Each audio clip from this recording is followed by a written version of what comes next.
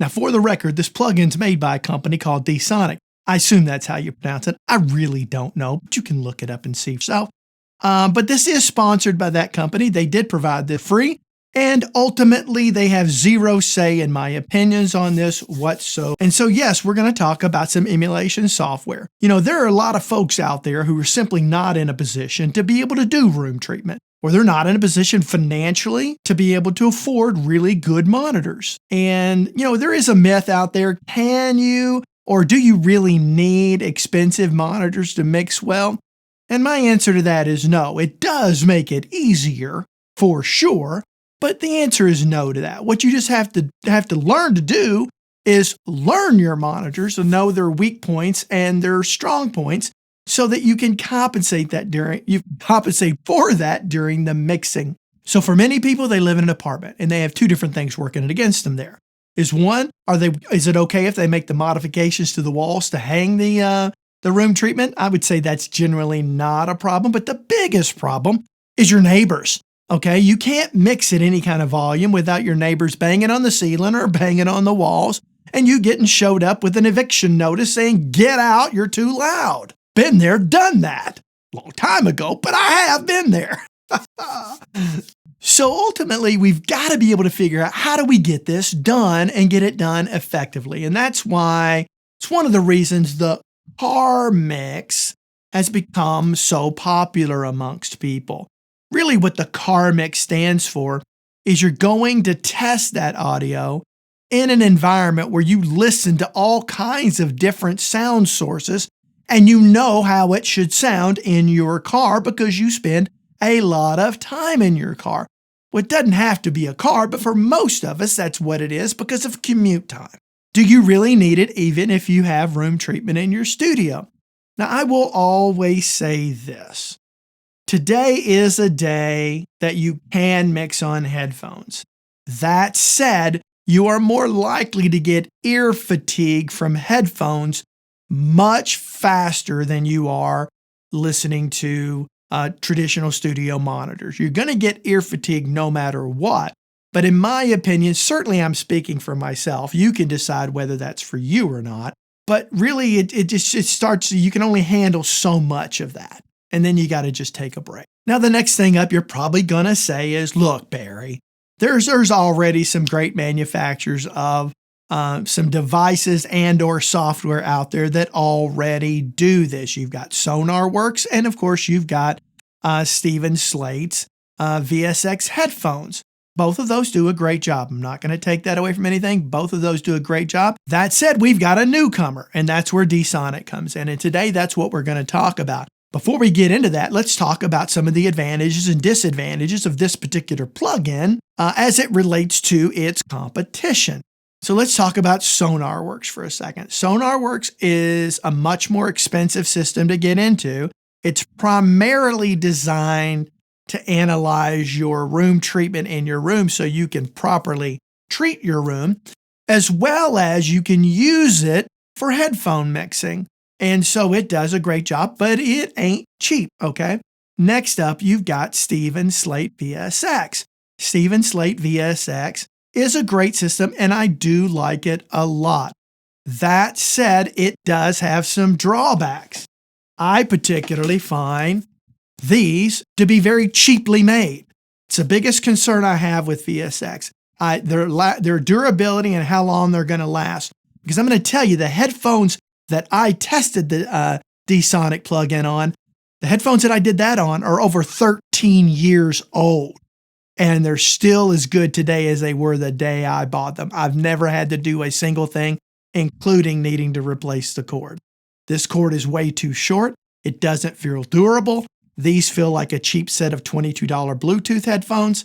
So that's why I'm not a fan of it. They do work, and I will say that. And they are great for mixing. Look, I'm not trying to put a dig on VSX. That said, it does come with its own set of drawbacks. And I think the entry level is like $299. I think it's another $150 to be able to get all of their various studios. Now, real quick, before I get into the plugin, because I do want this to be clearly understood, the best environment for mixing is with a good quality set of headphones in a well-treated room that you know very well. So I do strongly encourage you to work towards that. But if you're in an apartment or some other things like that, that very well may not be practical. I know I've been in those situations, been a long time ago, but I've been in those situations. I know how tough that can be. All right, so there's a couple of things I want to point out kind of right away.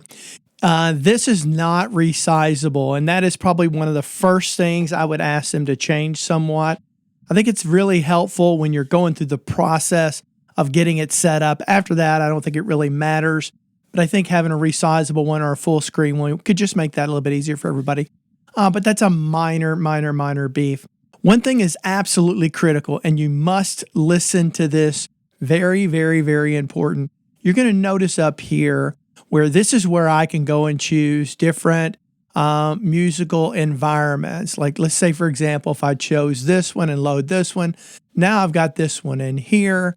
And then, of course, I can just go scroll through those to find out, the one that I want to use. Now, the great thing about this later is you're going to be able to use a combination of these things and kind of make your own. But regardless of that, the thing that's really important here is if you go back up to the top, you're going to see reference monitor for phones, reference monitor for normal, and then for ambient. You want to choose whichever one of these you're doing at the moment. You can look at the manual. And for the record, this is a plugin that is not plug and play. You must read the manual. I strongly encourage you to read it before you even install it. It's not like most things that are very, very self-evident. This requires a little bit of work on your part, but when you keep in mind how important this process is in your entire journey, that time's going to ultimately be well worth it. I've seen some other reviewers come in, not understand this, and they really just kind of start the plugin from the very beginning, without ever even knowing anything about it and expecting it to be intuitive. And I think that's just a little somewhat ridiculous. Now, when I say reference monitoring, what I mean there is you find a song that you're very familiar with. You need at least one song. Preferably, you might have 2 or 3 in different genres where you really know what that song sounds like. And so you want to be able to compare and fine-tune this to where it matches that absolutely perfectly. Because some of this is going to be tailored towards the headphones, and some of it's going to be tailored towards your ears. So there's some fine-tuning that has to happen in the background that, quite frankly, you don't get this option. Certainly, you don't get this option with the VS Access from Slate. So anyway, so that's really important. Expect to spend at least 1 hour dedicated to setting this up. Again, read the manual.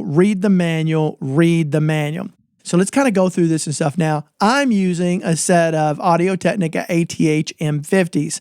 Those are headphones that I've had in the studio for a long time, like I mentioned in the video.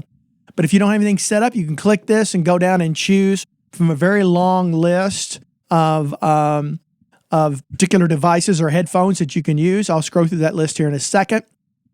And as you can see, going down through this list, you can see that they cover just about every set of headphones that you would realistically want to use in a mixing environment. You're not going to find your cheapos in here probably, but it really does cover the gamut. It is really quite interesting. So what are some of these things that we're going to tweak? Now, we're going to be able to add what the correction. Again, go read the manual on what all of this will ultimately do. Without understanding these settings, you're not going to be able to get it set up properly. Now, if you notice down here, some of the very first things that stand out, I've got my Audio-Technica headphones selected. I'm going to go up here and I'm going to go down and I'm going to choose, let's say, for example, I'm going to choose Studio One Mid, which you can see very quickly. I'm sorry, let me load that. And you can see that it's using these relatively near field monitors right here. And looks like there's some NS10s and, of course, some larger studio monitors here. You can also go back and forth here and do that. And you can get a sample of what that sounds like depending on which set of monitors you may be using at any particular time to really check your mix even more so about that. So there's tons of mixing environments in here. We can kind of scroll through it. Let me go up here and you're going to see here's where that really starts. And you can see that various mixing headphones and ultimately studios that it's been set up for. It's set up for CineLab for doing any post-production work or something like that. Of course, they have their own lab in here that they set up, various kind of other people's home studios, some bookshelf speakers. Let's see what that looks like. And you can go in there and you can kind of see what that's going to sound like with those up there. And then I can keep scrolling through that, and you're going to see, I think I want to be sitting in one of these chairs because I really like that crib right there. So anyway, we're going to keep going along through here, and you're going to see the various things. Like you can see here, this is a 55-inch TV.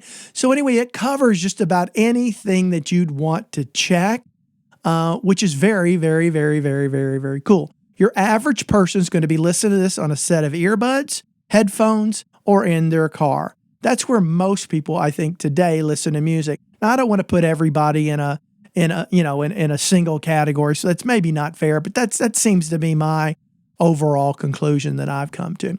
All right, so down below this, again, you've got some of those settings that you want to go in and tweak. I could set and go over these, but these individually are not, they're more of a how-to, and maybe later on I'll come back and actually go through the entire process and show you how I went about this entire process. But like I said, it is quite lengthy, and there's not enough time in this video to get that in there.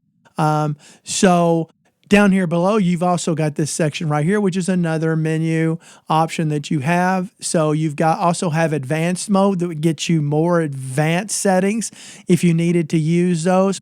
You can control your playback from right here, and then ultimately your volume. And so ultimately, if you want to go over here and kind of, you can tell it to launch at the login or something like that. Now, this is being set up. This display right here is set up for a system-wide one, of which I've not gone through all of this with that. So keep that in mind. I've only done that within my within my DAWs. All right. So you've got that aspect of it. So anyway, you've got a built-in limiter if you choose to use it. I personally wouldn't use a limiter built into this one. I would rather use my own in post, but ultimately, or either on my mix bus. So you've got that. So let's wrap up my thoughts on this plugin. I think this plugin does a really good job. I think once you get it fine-tuned, it works as good as any of the others, in my opinion, about this, is that you can use your headphones as normal headphones. The great thing I like in any location, any environment, any device that, you can plug them into, and they're going to sound fantastic. They're going to sound great the way they were designed to sound, whereas these are not. They're going to sound very dull and very bland because they're designed to be incredibly flat. Now, I do have to state that with VSX, as well as with the dSoniq plugin, there is a system-wide plugin that you can use that will apply that emulation to all audio sources coming out of your system. You can do that, but that is limited to just your computer in your studio. If you don't have that system-wide plugin on other computers, it's not going to work. Then you have to have your iLok, complicated, blah, blah, blah, blah, blah. Don't want to go there, don't want to do that. I just want to listen to regular headphones and regular music, and I simply cannot do that effectively and consistently with these. And to me, that is the great thing about all of this. You can use headphones that you already know, you already trust. I love the fact that I can fine-tune this to headphones that I already use and get equal results that I can using the VSX system. There is a free demo that you can download this plugin and try it out for yourself. But understand, you're going to have to dedicate the time, like I talked about earlier, to get it properly set up. I am confident that you're going to find that the system works incredibly well. For me, the most compelling reason to go with dSoniq versus some of the other competition ultimately is price. They're all going to do a very good job for you, in my opinion. And so really boils down to price. How much bang for the buck can you get? You get several options with dSoniq, including 3 separate levels depending on what your needs are, and you can go in and look there. As to whether or not it supports your existing headphones or not, you can also go to their website, look at their headphones, and if you find your headphones, then great. If you don't, you may need to buy a set of headphones that will match that. Now, if you're curious if your headphones work with this particular system, technically you can set these up on any set of headphones, although it's more ideal because they've already done the work getting everything set up for your particular model. But if you're curious if your headphones are in that list, and it is quite an extensive list, you can go to their website and check that out and confirm that you do have headphones that are already set up and established to work with the system. So again, if you're one of these folks that are in an apartment, you're just in a situation for whatever reason, whether you simply just can't afford it or it's just not practical for you to do it, and you need to keep mixing and you're frustrated with mixes that just don't translate well, this tool can do it for you. This tool can ultimately do it for you. And so I would encourage you to download the demo and check it out. Until next time, I hope every one of you have a great day. Bye-bye.